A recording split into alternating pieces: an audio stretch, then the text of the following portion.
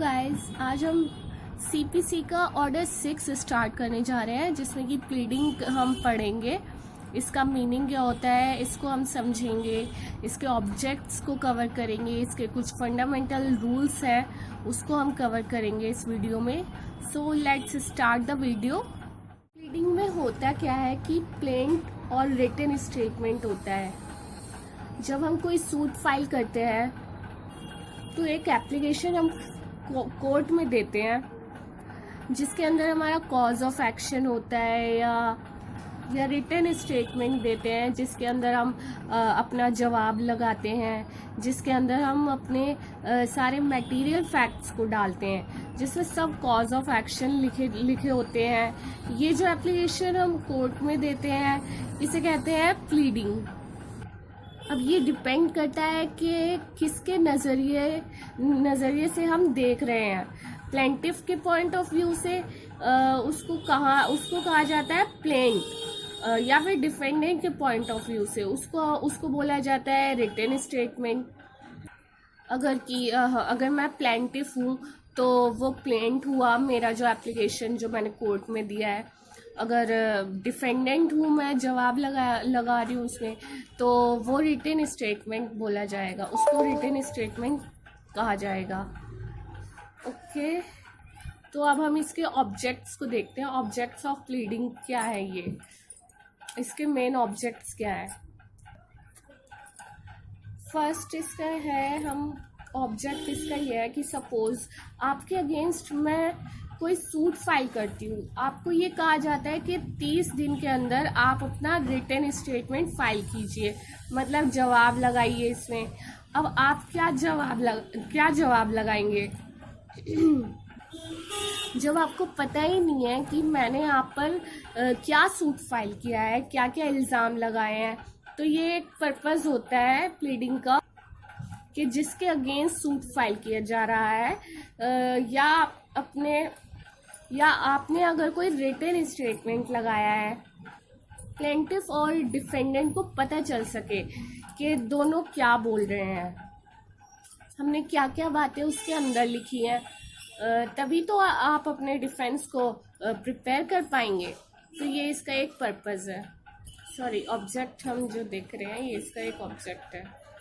Secondly, suppose आपके और मेरे बीच डिस्प्यूट चल रहा है कोर्ट में, ओरली आर्ग्यूमेंट चल रहा है और वो ख़त्म होने का नाम ही नहीं ले रहा है, कन्फ्लिक्ट बढ़ता जा रहा है।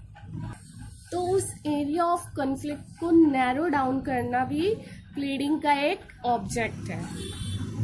सो आई होप आपको ऑब्जेक्ट्स इसके समझ आ गए होंगे। अब हम इसके फंडामेंटल रूल्स को देख लेते हैं कि fundamental rules of pleading order 6 rule 2 में जो दिए गए हैं। फर्स्ट इसका है कि every pleading must state the facts and not the law. इसका मतलब है कि आप अपने प्लीडिंग के अंदर सिर्फ फैक्ट्स को स्टेट करेंगे, लॉ को नहीं। इट मीन्स इसके अंदर आप अपने तक बातें रखेंगे, कानून की बातें नहीं करेंगे।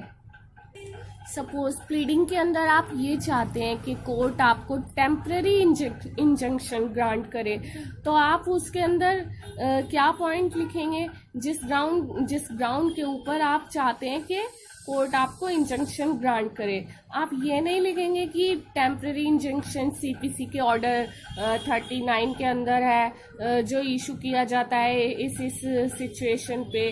ये सब आपको लिखने की कोई ज़रूरत नहीं है कि जब कोई व्यक्ति को आपको रोकना हो या कुछ करवाना हो, ये सब चीज़ें आपको उसमें लिखने की ज़रूरत नहीं है। जो ग्राउंड्स हैं आपके, जिस पर आप चाहते हैं आपको टेम्पररी इंजंक्शन मिले, आप सिर्फ वो लिखेंगे। मतलब आपको सिर्फ फैक्ट लिखना है, ओनली फैक्ट्स के बारे में बात करना है। जो भी क्वेश्चन ऑफ फैक्ट है आप उसको प्लीड कर सकते हैं, जैसे कि कोई कस्टम हो गया, यूसेज हो गया। क्वेश्चन ऑफ फैक्ट आप प्लीड कर सकते हैं किसी के इंटेंशन को लेके, कि उसकी इंटेंशन थी या नहीं थी, उसने नेग्लिजेंस में किया। ये क्वेश्चन ऑफ फैक्ट है, आप इसको प्लीड कर सकते हैं। इसका सेकंड फंडामेंटल रूल है every pleading must state all the material facts and material facts only.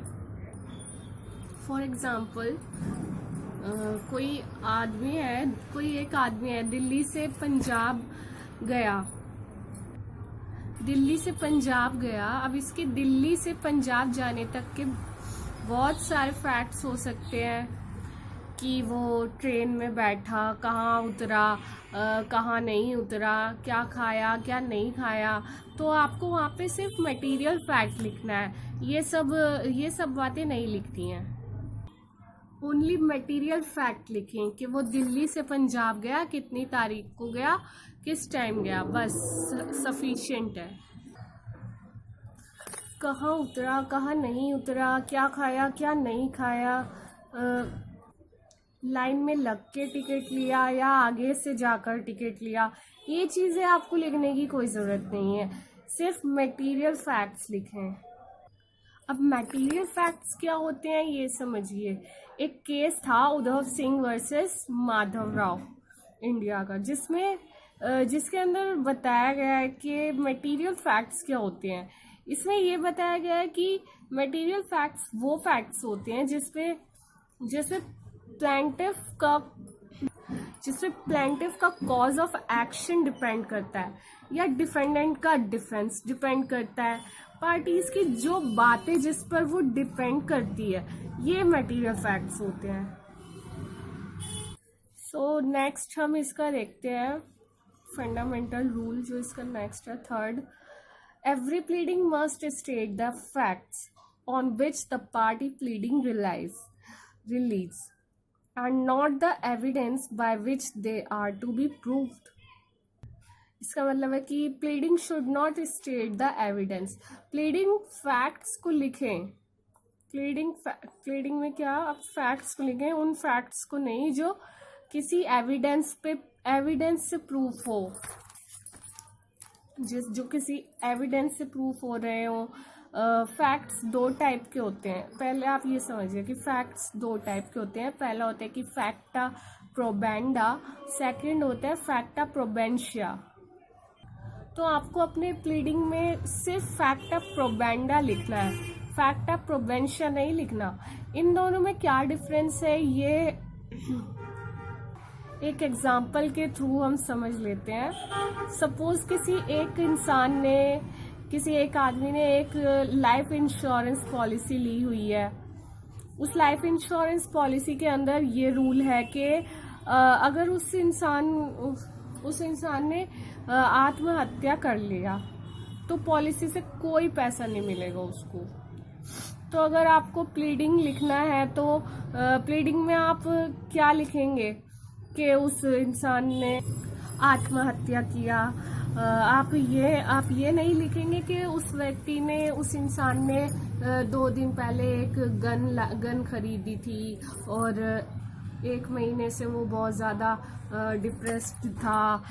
It means आप एक एविडेंस के तरह प्रूव कर रहे हैं कि उसने एक गन खरीदी, उस इंसान ने आत्महत्या की। ये फैक्ट प्रोवेंड, मतलब ये आपको नहीं उसमें ये बताना कि उसने एक गन खरीदी और वो डिप्रेशन में था, डॉक्टर के गया। ये सब चीज़ जो आप प्रूफ कर रहे हैं एविडेंस के तौर पे, आपको ये सब नहीं करना। आपको फैक्ट प्रोबेंडा लिखना है अपने उसमें, और वो क्या है कि उस आदमी ने आत्महत्या की।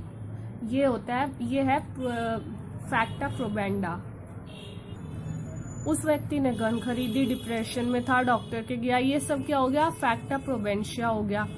तो आपको सिर्फ फैक्टा प्रोबेंडा लिखना है प्लीडिंग में, फैक्टा प्रोबेंशिया नहीं लिखना। ठीक है, क्लियर है ना। तो ये डिफरेंसेस है दोनों के बीच में, फैक्टा प्रोबेंडा एंड फैक्टा प्रोबेंशिया। एक केस था वीरेंद्र नाथ वर्सेस सतपाल सिंह का, उसमें ये दोनों के बीच के डिफरेंसेस की बात की गई है। इसका फोर्थ फंडामेंटल रूल ये कहता है every pleading must state the material facts concisely but with precise and certainty. ये जो प्लीडिंग आप लिखेंगे ये कंसाइज फॉर्म में होनी चाहिए, मतलब इतनी लिमिटेड फॉर्म में होनी चाहिए कि आप उसके अंदर अपनी बात भी लिख सकें और उसमें बहुत ज़्यादा खींचातानी ना हो बातों की।